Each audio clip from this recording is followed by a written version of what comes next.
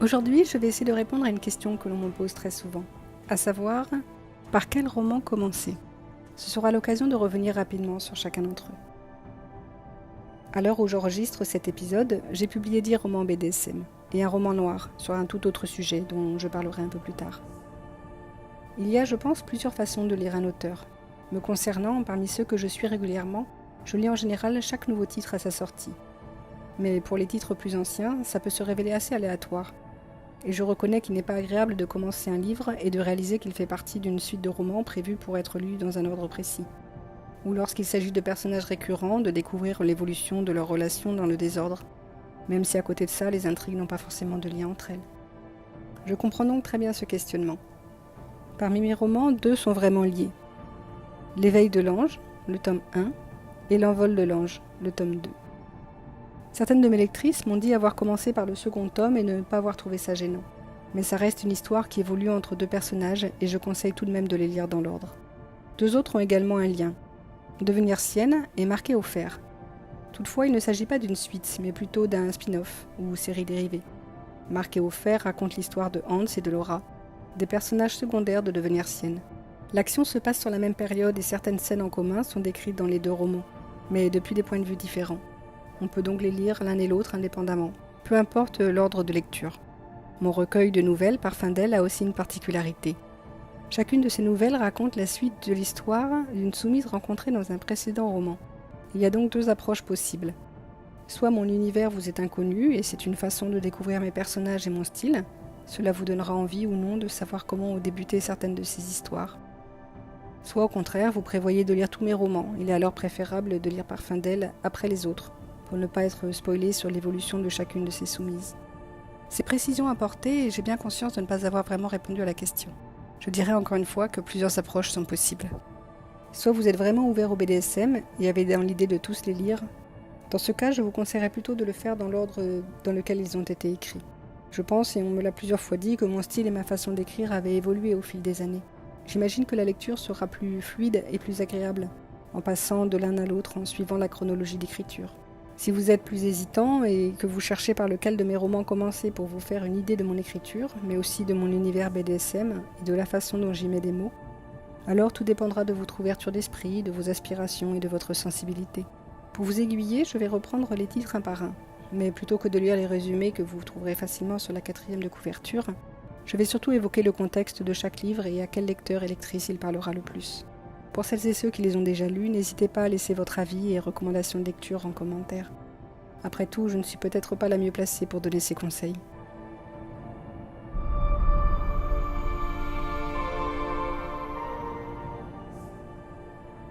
Devenir sienne est donc mon premier roman, et de façon générale celui qui se vend le mieux, et cela depuis plus de 10 ans.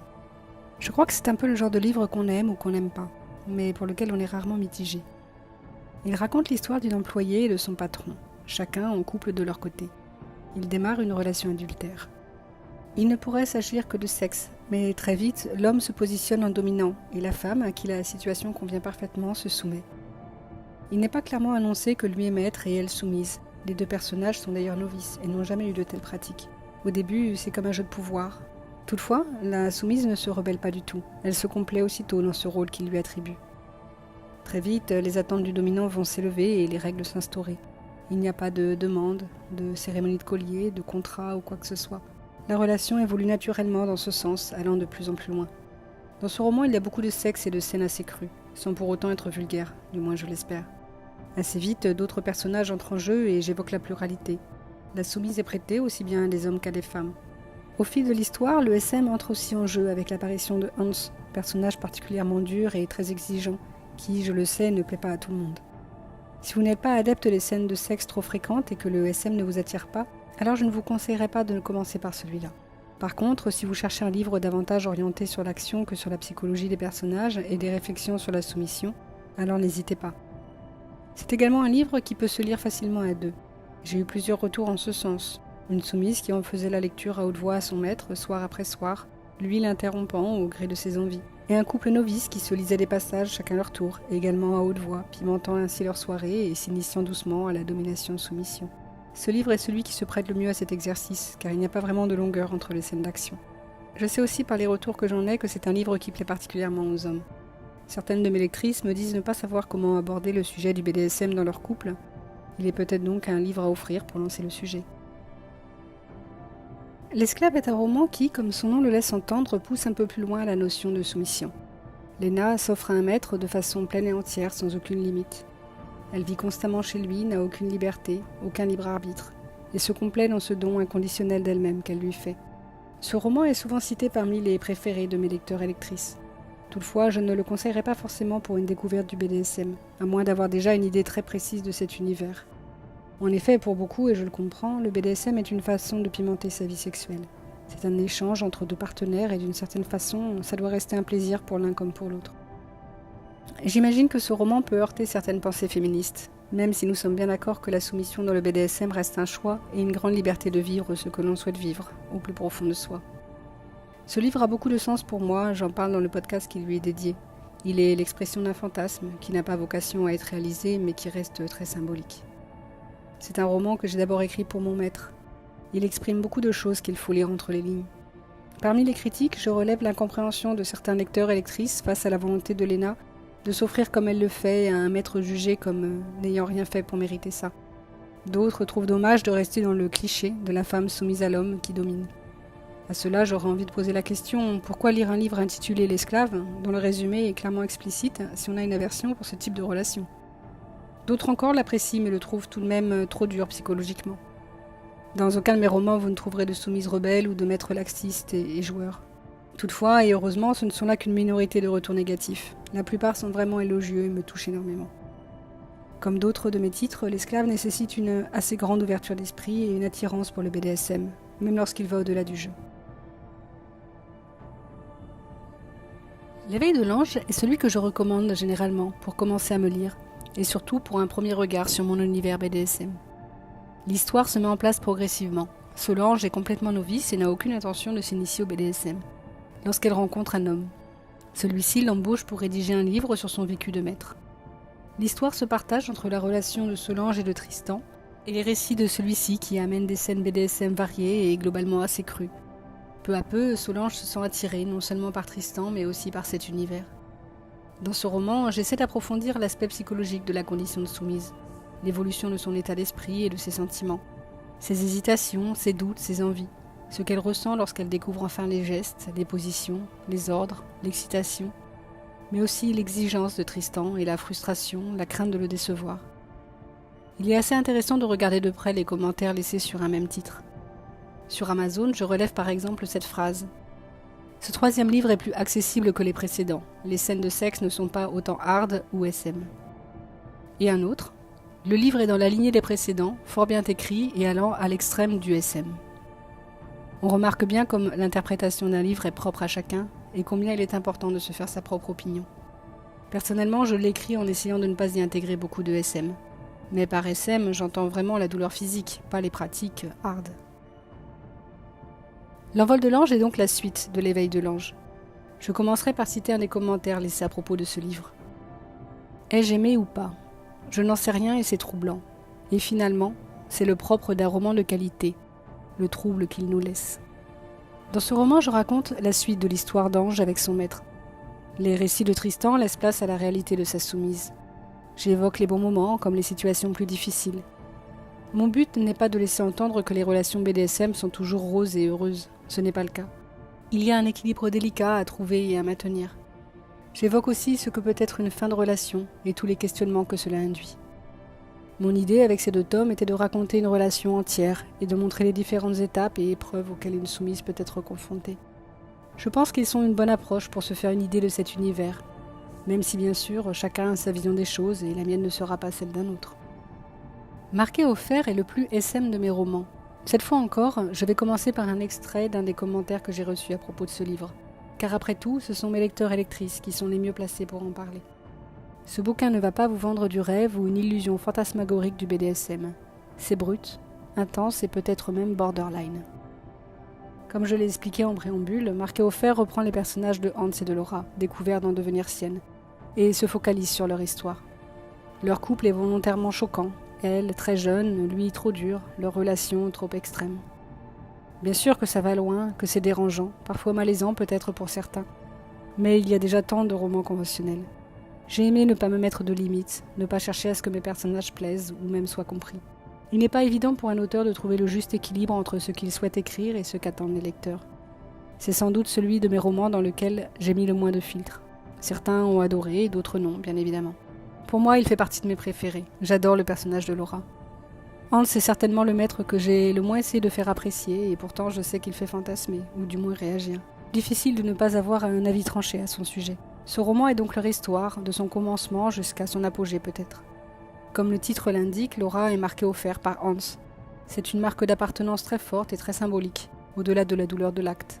Certaines personnes disent ne pas aimer ce roman car ils ne supporteraient pas de vivre ce que subit Laura. J'avoue ne pas vraiment comprendre. J'adore les thrillers et pour autant, je ne me mets ni à la place du tueur ni à la place de la victime.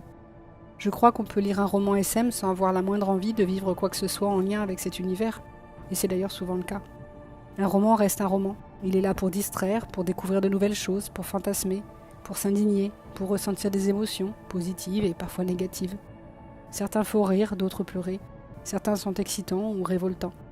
Et c'est finalement bien mieux qu'un livre ennuyant, à mes yeux en tout cas. Tout cela pour dire que Marqué au fer est pour un public averti et ouvert d'esprit, et qu'il n'est pas nécessaire de se projeter dans le personnage de Laura. Je le conseille principalement à celles et ceux qui veulent un aperçu de ce que peut être une relation SM, mais aussi indépendamment découvrir différentes pratiques qui existent, que ce soit pour s'initier ou juste par curiosité. Et bien sûr, je le conseille aussi à celles et ceux qui ont aimé devenir siennes. Abnégation raconte l'histoire d'un couple BDSM déjà en lien depuis plusieurs années. L'un comme l'autre ressentent une certaine routine entre eux. Ils décident de prendre quelques jours ou quelques semaines, le maître décidera, pour s'isoler dans un contexte adapté afin de se reconnecter avec l'essence même de leur relation. Le maître demande à Sia de s'interroger sur le sens de sa soumission et de l'abnégation qu'elle dit lui porter. Il va la pousser loin, jusqu'à ce qu'elle prenne vraiment conscience qu'elle aussi a des limites. Ce roman est issu d'une vraie réflexion sur l'abnégation que mon maître m'a demandé d'avoir. Je pense que c'est un questionnement utile, voire même indispensable en tant que soumise. Jusqu'où peut-on aller ? Qu'est-ce qu'on est prête à accepter et à supporter ? Comment réagir face à ses propres limites ? Une phrase souvent dite par les soumises, « Je suis prête à tout pour vous, maître », est très symbolique. Mais peut-on vraiment tout accepter ? Faut-il tout accepter ? Envers et contre tout ? Ma réponse est non, et ce fut très difficile de l'accepter. C'est aussi suite à ce constat que j'ai décidé d'écrire sur ce sujet. Contrairement à un Marqué au fer, très poussé dans le SM et la douleur physique, cette fois la soumise sera surtout malmenée psychologiquement. Je conseillerais particulièrement ce roman à toutes celles qui se posent ce genre de questions et qui se lancent dans une relation BDSM. C'est d'ailleurs un conseil que j'ai retrouvé dans un des commentaires laissés sur ce livre. Toutes les aspirantes à la soumission, toutes les débutantes en soumission devraient lire ce livre. Hors de tout fantasme à la mode ces temps-ci, elles y trouveraient la réalité intrinsèque de la soumission. Il sera aussi intéressant, je pense, pour tout maître désireux d'avoir le regard d'une soumise face à certaines épreuves ou situations qu'il peut être amené à imposer. Je pense qu'il peut également faire sens auprès de couples installés dans une relation BDSM qui se retrouvent dans la même situation et qui cherchent à redonner un nouveau souffle à leur relation. Avec mon roman Turbulence, j'ai voulu évoquer un large panel de situations, et pas toujours des plus heureuses. J'ai reçu beaucoup de témoignages de femmes qui me disaient, après avoir lu tel ou tel de mes romans, qu'elles avaient envie de rencontrer un maître et de vivre une relation forte et puissante, comme je peux les raconter. Et en parallèle, d'autres me racontaient leurs désillusions, leurs mauvaises expériences et leurs difficultés à trouver quelqu'un à la hauteur. J'ai donc voulu aborder les sujets que je n'avais pas vraiment explorés, comme la trahison, le rejet, le besoin de vivre envers et contre tout, la façon de concilier Vivani et désir BDSM, et même la domination féminine et son cheminement. Ce roman me semble complet et je pense qu'il donne un bon aperçu de différents types de situations et de personnalités. Je voulais d'une certaine façon mettre en garde certaines soumises qui peuvent avoir une vision un peu trop idéaliste du BDSM et qui malheureusement feront de mauvaises rencontres. À travers le début de l'histoire d'Anaïs, je tente de mettre en garde contre les relations virtuelles et les dominants profiteurs. Je n'ai pas réellement de conseils à donner, mais c'est important de savoir que les dérives existent. J'ai d'ailleurs reçu par la suite des témoignages de soumises me disant avoir vécu exactement la même chose. Faute de solution, savoir que l'on n'est pas seul aide parfois à se relever. Le personnage d'Anaïs peut également donner quelques idées sur les façons de partager ses désirs de soumission avec un partenaire vanille. À travers 4 histoires qui évoluent en parallèle, j'ai essayé de proposer plusieurs approches et contextes dans lesquels les lecteurs pourront ou non se retrouver. Turbulence est souvent considéré par mes lecteurs et lectrices comme le plus différent de mes romans. Si vous souhaitez une découverte large et non édulcorée du BDSM, ce roman devrait répondre à vos attentes. Après m'être bien éloignée du BDSM que je vis moi-même lorsque j'ai écrit Turbulence, j'ai pensé que c'était le bon moment pour revenir à la source. Évidemment, c'est le plus autobiographique de mes romans. J'ai longtemps hésité à écrire cette histoire et à la façon de la raconter. Je savais que certaines scènes auraient un goût de déjà-lu, car j'ai souvent glissé les souvenirs des moments vécus dans mes autres livres. Pour celles et ceux qui trouvent que je me répète dans ce livre, vous savez désormais pourquoi. Ce n'était pas par manque d'inspiration. Ce livre raconte donc mon histoire, une novice qui rencontre un maître expérimenté et qui se donne à lui. Ma découverte d'un cheminement compliqué et la confirmation que ce n'est pas un jeu. Du moins, ça ne l'est pas, ni pour lui ni pour moi. C'est notre façon d'être et de vivre le BDSM. Bien sûr, je ne parle pas de tout entre ces lignes. J'ai gardé pour moi et pour nous bon nombre de situations. Mais je pense que ce livre peut donner un bon aperçu de ce que peut être une belle histoire BDSM. Certains commentaires ou retours venant de personnes ne sachant pas que c'était une histoire personnelle m'ont laissé comprendre que dans la vraie vie ça ne se passe pas ainsi, et que ce n'est qu'un roman, ce qui m'a fait sourire. Chacun sera libre de le lire comme il l'entend, comme une fiction parmi d'autres, ou en conscience que tout cela a bien été vécu. Mais quoi qu'il en soit, pour mon maître et pour moi, ce roman a bien sûr une place particulière. Parfum-d'elle est un tout autre format. En effet, j'ai eu envie d'essayer d'écrire des nouvelles, mais plutôt que d'inventer des histoires, j'ai voulu revenir sur celles déjà écrites, et de donner des nouvelles, des soumises dont j'ai raconté les histoires dans mes précédents livres. Globalement, l'action se passe quelques années après que nous les ayons laissées dans leur propre roman. Peut-être 4 ou 5 ans. Que sont-elles devenues ? J'ai pris beaucoup de plaisir à revenir sur chacune de leurs histoires et en même temps, je savais l'exercice difficile. Je ne voulais pas gâcher le souvenir qu'on avait d'elles. Je sais que parfois on se fait sa propre idée de l'évolution des personnages de romans, après avoir refermé le livre. Finalement, les retours sont positifs à ce niveau et mes lecteurs et lectrices ont aimé avoir des nouvelles de ces soumises déjà connues ou non. En effet, si vous lisez ce livre avant les autres, ou sans les avoir tous lus, il est bien possible que vous découvriez ainsi la suite d'une histoire que vous n'aurez pas encore découverte. Si vous avez l'intention de lire tous mes romans, je vous conseille d'attendre avant de lire celui-ci. Si au contraire vous cherchez à vous faire une opinion sur mon univers et mon style, alors pourquoi pas commencer par celui-là et ensuite aller piocher parmi les autres, celui qui concerne la soumise dont vous aurez envie de découvrir la jeunesse de l'histoire. J'ajouterai une mention spéciale pour la dernière nouvelle de ce recueil. Elle est liée à mon roman Évidence, et donc à moi-même. Mon maître m'a fait l'honneur de bien vouloir l'écrire et elle est donc très particulière à mes yeux. Pluriel est mon dernier roman BDSM à l'heure actuelle. Il n'a pas été simple à écrire pour moi car j'ai vraiment dû me projeter dans un contexte qui m'est étranger. Toutefois, je sais que bon nombre de soumises évoluent dans un environnement pluriel et j'avais envie de l'aborder. Je pense qu'il pourra apporter certaines réponses ou réflexions vis-à-vis de ce que peut être une relation entre un maître et plusieurs soumises. Encore une fois, je suis allée assez loin dans ce schéma. J'ai volontairement poussé la situation dans un extrême. Le maître vit déjà avec 2 soumises à demeure lorsqu'il en choisit une 3e. Avec ce roman, j'ai voulu analyser ce désir de pluralité, la façon dont le maître pouvait gérer toutes ses soumises et ce qu'elles pouvaient en penser, comment elles le vivaient, pourquoi elles l'acceptaient. J'en suis arrivée à mes propres conclusions, bien sûr, tout en écrivant l'histoire. Ce livre ne fait pas l'apologie de la pluralité, il l'évoque. Il raconte une histoire dans laquelle on pourra ou non se projeter, et pose des questions et pistes de réflexion. Je sais que certaines soumises qui souffrent ou ont souffert de la pluralité d'un maître n'auront pas forcément envie de le lire. Mais encore une fois, il ne s'agit pas ici de convaincre que c'est normal dans cet univers et qu'il faut l'accepter pour être une bonne soumise. Je pense qu'il montre à travers le personnage de Valentine que c'est un choix de l'accepter ou non. Je sais que pour certaines soumises, avoir une sœur de soumission est une vraie volonté et un vrai choix. J'ai peu de retours en ce sens, alors si c'est votre cas, n'hésitez pas à me laisser votre témoignage ou à me l'envoyer en privé. Je pense que ce roman peut être utile si vous vous questionnez sur la pluralité. Il répondra à certaines de vos questions si vous êtes tout simplement curieux ou curieuse de la façon dont on peut vivre le BDSM dans ce contexte.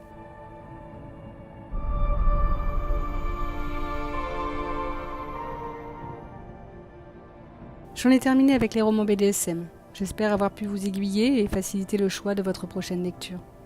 Tous mes romans sont publiés aux éditions Tabou et sont disponibles sur tous les sites de vente en ligne et dans certaines librairies.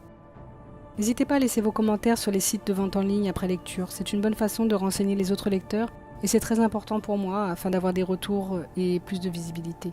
Avant de vous laisser, je vais quand même vous parler de Sombre Folie, mon roman en noir qui n'est pas lié à l'univers du BDSM. C'est un peu le roman que j'imaginais écrire un jour avant de me lancer dans Devenir sienne.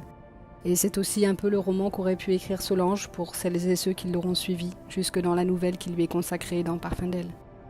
Ou le genre de livre qu'aime lire Zoé, dans Turbulence. Sombre folie raconte l'histoire d'une femme dont la sœur a disparu de nombreuses années auparavant et qui est rongée par la culpabilité car elle aurait peut-être pu éviter le drame. On la suit dans son parcours entre regrets et recherche de vérité. Je sais que mes lecteurs et lectrices me suivent car ils aiment les romans BDSM. Mais si vous aimez aussi les thrillers ou les romans noirs, ou si vous connaissez des personnes dont c'est le style, n'hésitez pas à le lire ou à le partager. Et si vous êtes curieux de me découvrir dans un autre style, alors ce sera l'occasion de le faire. J'espère que vous avez aimé ce podcast et en découvrir davantage sur chacun de mes romans. N'hésitez pas à laisser vos commentaires, principalement sur Instagram, YouTube ou Facebook. N'oubliez pas non plus de me mettre un petit commentaire sur Amazon ou tout autre site de vente en ligne sur les romans que vous avez lus. C'est vraiment très important pour moi. Je publie un nouvel épisode un lundi sur 2 à 18h. Pensez à vous abonner pour ne pas le rater et à très bientôt.